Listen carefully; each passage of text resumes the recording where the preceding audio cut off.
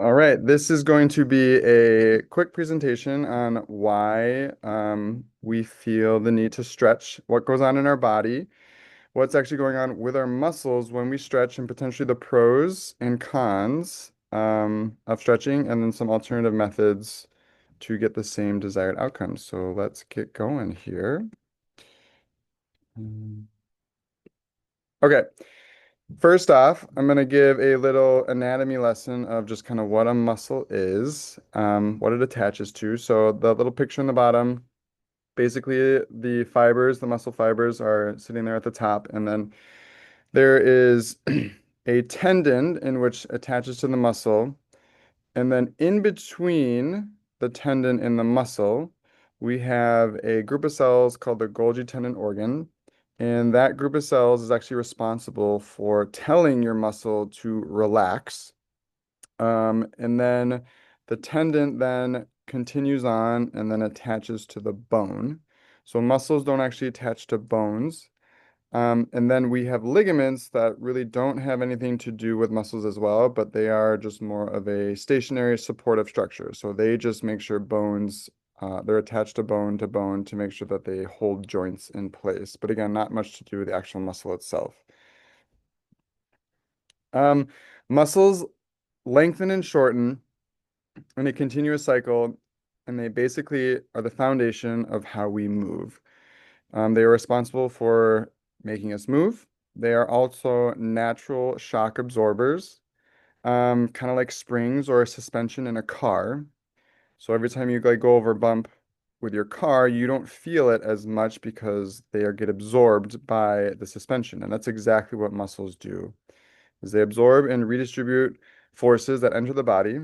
And this unique capability sets them apart from other tissues, making them perfectly designed for, again, moving and then also impact protection, meaning they protect our joints and everything else that it surrounds.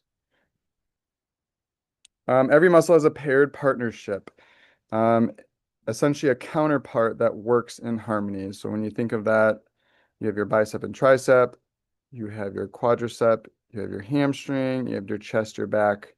Typically, they either are front and back or side to side, and they work in tandem together. Um, and they also create balanced movement patterns. This works as like a lever mechanic. So when one muscle contracts and shortens, its counterpart or reciprocal has to relax. And this relationship ensures smooth, controlled movement while maintaining joint stability and also prevents you from getting injured or putting pressure on the surrounding structures. So, stretching. When we actually stretch, the muscles itself do not stretch. Our brain is responsible for dictating whether our muscle is either in a lengthened state or a shortened state. Um, they're constantly receiving neural signals telling them to do that. So if your muscle is constantly short or tight, it's because your brain is telling it to be tight 24/7, essentially.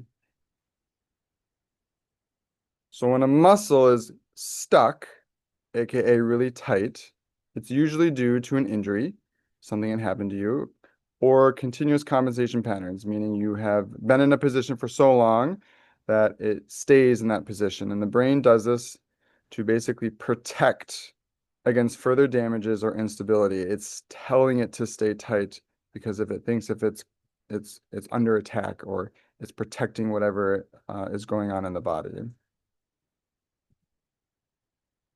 So the problem then comes when muscles can't lengthen properly.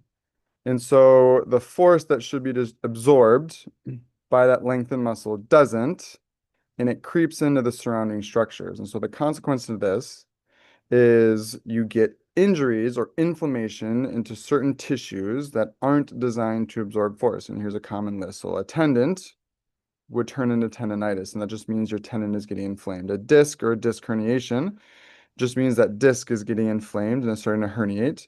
Fascia, same thing. You get fasciitis, commonly known as plantar. Plantar just means it's in the foot, so you have fascia inflammation in your foot. The bursa, bursitis, again, inflammation of the bursa. And eventually, if you have so much tension in your bone creates bone spurs. And that's just hardening of the bone, or it kind of creates more bone tissue that kind of sticks out and it can kind of poke on certain nerves. This explains why treating the site of pain often fails. The real problem lies in the muscle that can't lengthen properly, forcing other structures to take on loads they aren't designed to handle. So stretching, the stretching myth, why it may not work is how you think it does. And so for a muscle to truly lengthen, its counterpart muscle must contract and shorten. So the muscle is solely reliant on this reciprocal relationship. So when you stretch without contracting a muscle or the counterpart, you're not lengthening the muscle. Instead, you're only creating tension on those other structures or those tissues like the tendons, ligaments, and fascia. Eventually, this creates a rubber band effect. So when you stretch a rubber band, yes, it can stretch out, but the moment you let it go, it will eventually return or it will return to its normal size. And if you do that enough times to a rubber band, eventually the rubber band breaks.